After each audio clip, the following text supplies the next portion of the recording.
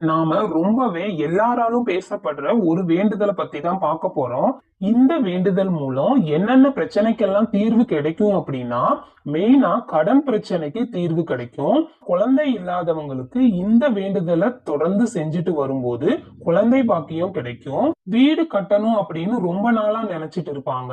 ஆனா அது கட்ட முடியாதவாறு ஏதாவது ஒரு தடங்கள் வந்துட்டே இருக்கும். அவங்க இந்த வேண்டுதலை செய்ய ஆரம்பிக்கும் போது அவங்களுக்கு வீடு கட்டுவதற்குரிய ஒரு சூழல் அமையும். குழந்தைங்க நல்லா படிக்கணும், நல்ல அறிவு வேணும் அப்படின்னு நினைக்கிறவங்க இந்த வேண்டுதலை செஞ்சுட்டு வரும்போது குழந்தைங்களோட கல்வியில முன்னேற்றம் தெரியும்.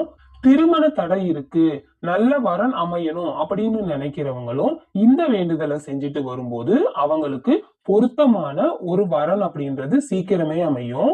இவ்வளவு சிறப்பு மிக்க இந்த வேண்டுதல் என்ன அப்படின்னா வெற்றிலை தீபம் வழிபாடுதான்.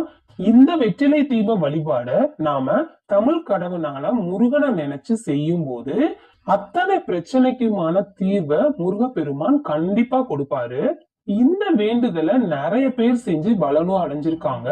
ஒரு சில பேர் டைம் சரியா ஃபாலோ பண்ண மாட்டாங்க, முறைப்படி செய்யவும் மாட்டாங்க. அதனால அவங்களோட வேண்டுதல் தள்ளி போயிட்டே இருக்கும். நான் இந்த வீடியோல ஒரு டைம் சொல்லியிருக்கேன். அந்த டைமுக்கு நீங்க வெற்றிலை தீபம் போட்டு உங்களோட வேண்டுதலை முருகப்பெருமானிட்ட வைக்கும் போது கண்டிப்பா உங்களோட வேண்டுதலை முருகப்பெருமான் நிறைவேற்றி தருவாரு. சரி வாங்க, வழிபாடு எப்படி பண்றது, எந்த நேரத்துல பண்றது எல்லாத்தையும் நம்ம பார்க்கலாம். அதுக்கு முன்னாடி நீங்க இப்பதான் நம்ம சேனலை ஃபர்ஸ்ட் டைம் பாக்குறீங்க அப்படின்னா சப்ஸ்கிரைப் பண்ணிட்டு பாருங்க.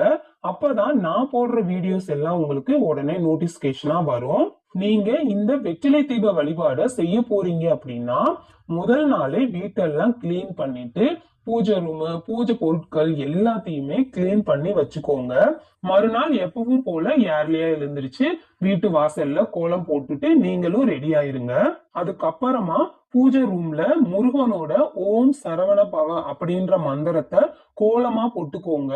அது மேல வச்சுதான் நாம விளக்கு போட போறோம். இப்ப ஸ்கிரீன்ல தெரியுற மாதிரி நீங்க கோலம் போட்டுக்கோங்க. ஓம் அப்படின்றத நடுவுல போட்டுட்டு சரவண பவ அப்படின்னு ஆறுமே நீங்க எழுதிக்கோங்க. அதுக்கப்புறமா பூஜை பொருட்கள், அகல் விளக்கு, காமாட்சி விளக்கு இதுக்கு எல்லாத்துக்கும் சந்தன குங்குமம் வச்சு ரெடி பண்ணிக்கோங்க. அடுத்து முருகன் போட்டோவுக்கு சந்தன குங்குமம் வச்சு அவருக்கு ரொம்பவே உகந்த செவ்வரளி பூவை மாலையா தொடுத்து போட்டுக்கோங்க.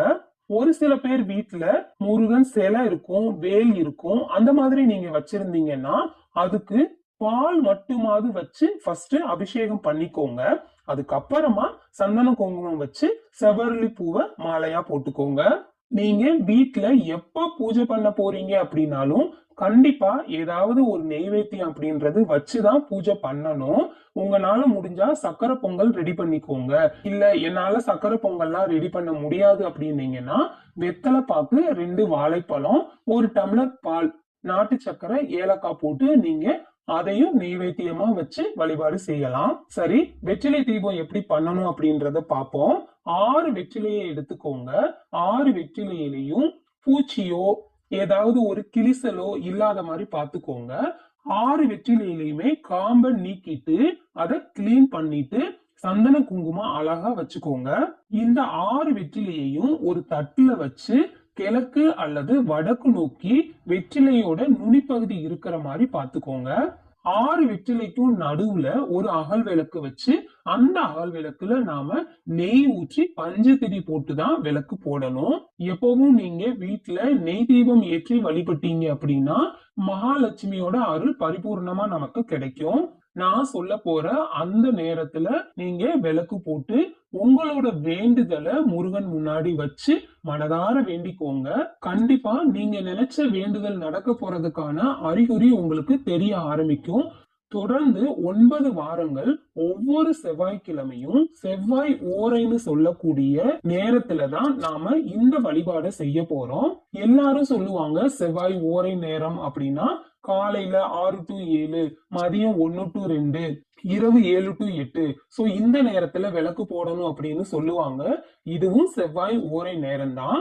ஆனா நான் சொல்ற இந்த நேரத்துல செவ்வாய்க்கிழமையில செவ்வாய் ஓரையான இரவு 8:20 மணிக்கு கரெக்டா 8:20 ஞாபகம் வச்சுக்கோங்க.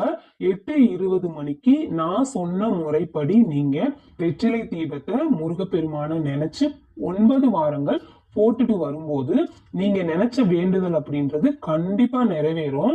இப்பவும் செங்கல்பட்டு டிஸ்ட்ரிக்ட் சென்னை பக்கத்துல